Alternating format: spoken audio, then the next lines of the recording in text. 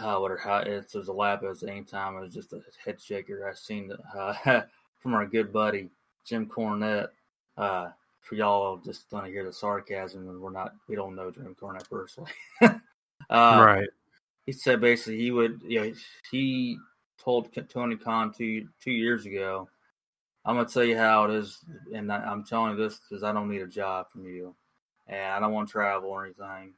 Just why he says he's brutally honest about AEW. In his words, he would fire half the roster and rebuild. I'm like, are you freaking kidding me? I know you're Jim Cornette. You say all kinds of stuff. I mean, Jim Cornette's, he's a legend in the business. I get that. I understand that. No disrespect in that sense. But, what the hell? You're going to fire half the roster? Because why? Because he doesn't get it. It sucks, but I kind of don't care about his opinion of AEW. I'd rather hear what, honestly, of anybody that did it previously would probably be Paul Heyman. That's fine too. But it's like you look at. I don't care. I mean, even Eric Bischoff, Eazy-E, thinks that AEW is doing a lot of good things, and he probably is be on the same thing where he's just like Cornette's just grumpy. Oh, he's grumpy. He's grumpy. He's old, and he doesn't like change, and that's fine. He cannot like change, but he doesn't. Orange Cassidy is one of the biggest over acts in AEW, and he doesn't get it. Yeah. And Raven, I listened to an old podcast with Raven. Raven's even like, I met him before he was Orange Cassidy. The guy's a genius. Then he goes, he's doing the classic Raven. He's doing not much and getting over.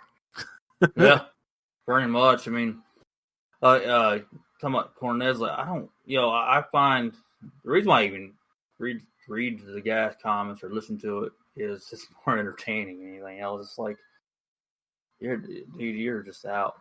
And I know it's not 1975. I get that, and it's 1985. But it's just like there's vibes with AEW that go back to even late 90s, early 2000s. I mean, it's a good vibe still. It's just right. I don't know. Like I said, there's some directions and some split stuff that they really need to work on, obviously. Mm-hmm. But but I just say I heard that's the comment from Cornette is like half your roster is damn good. I mean, I haven't seen everybody, and it's not the roster, but a lot of them work on AEW Dark. Right.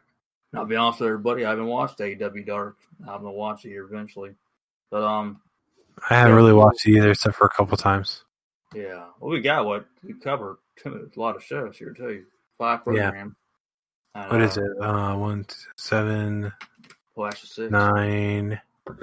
It's 11 hours of wrestling a week. Yeah, we got not including the retro. Okay, I was actually saying retro. Yeah, so that's all I saw to cover. So it's hard to cover Dark too.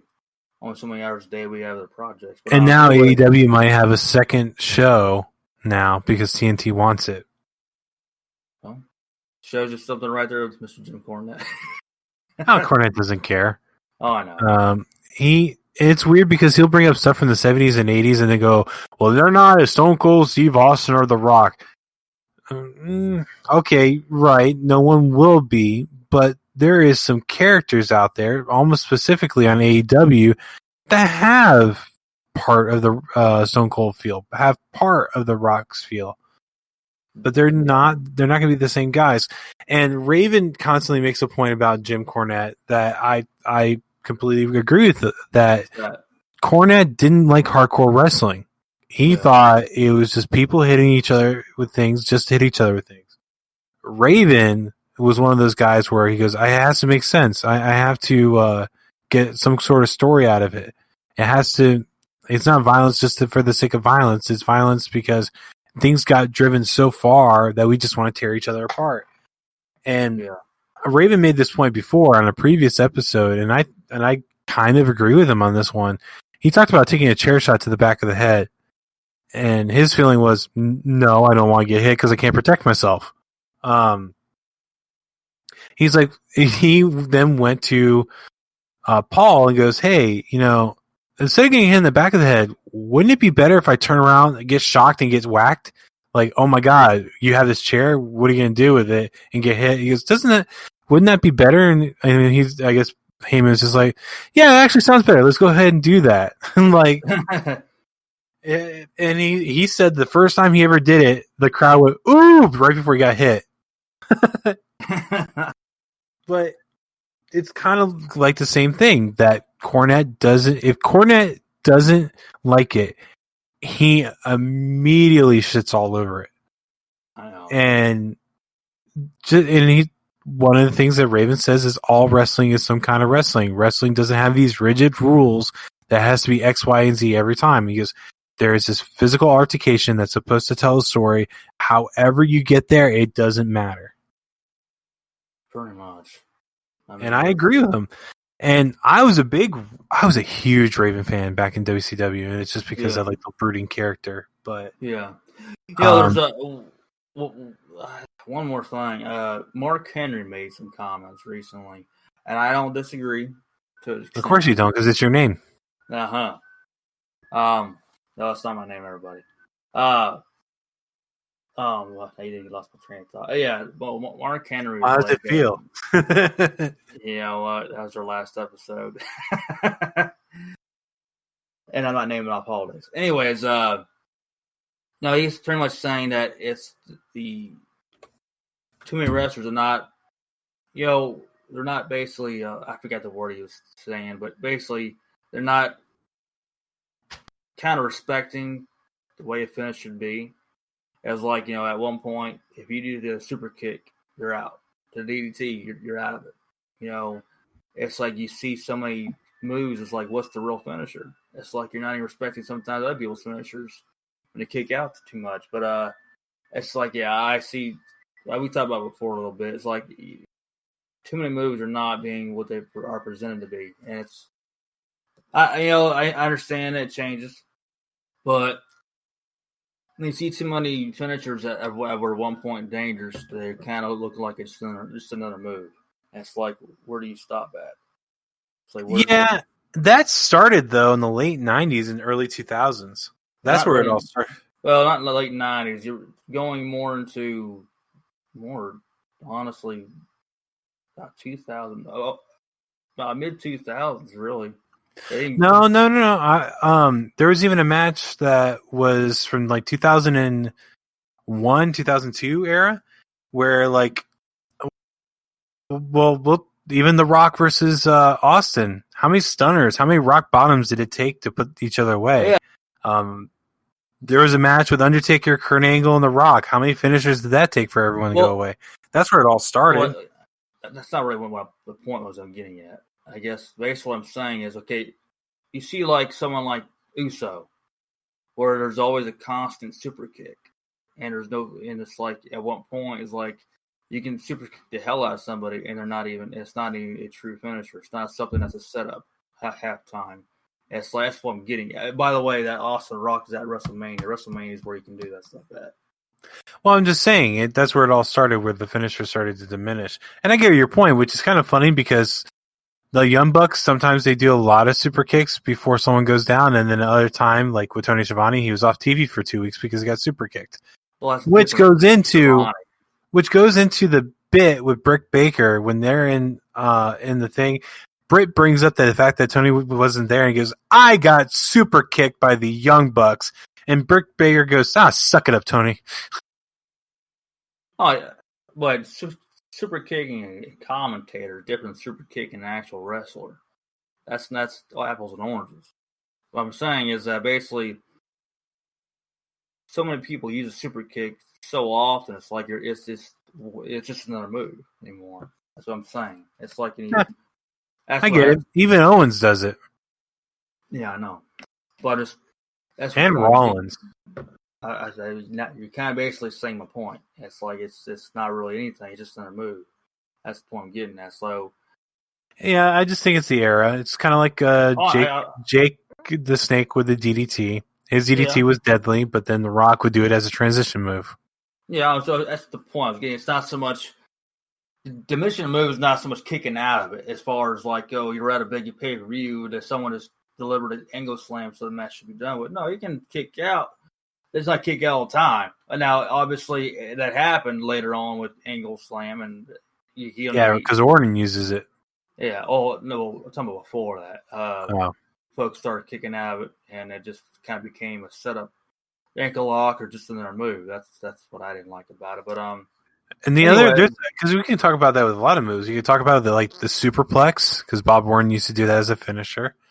A spine buster because of Arn Anderson. The figure four, the DDT. Well, that spine buster was not actual finisher; it's the DDT's a finisher.